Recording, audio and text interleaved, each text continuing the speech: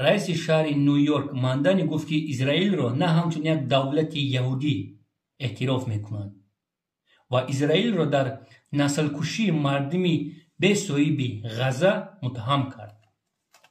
بنا مخالف تاجیک با گفته لیدری اسلامی رئیس شهر نیویورک شما راضی هستید؟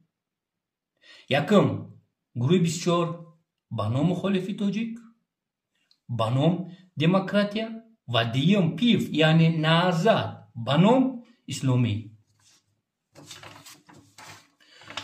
محمد اقبال بلاگر، محمد جان کبیری فرزندی محیدین کبیری، عبیدالله سعید داماد اقبال بلاگر، شرافدین گدایف، رجب علی شمس الدین رئیس نیویورک ماندانی راست میگوید که در غزه نسل کشی است؟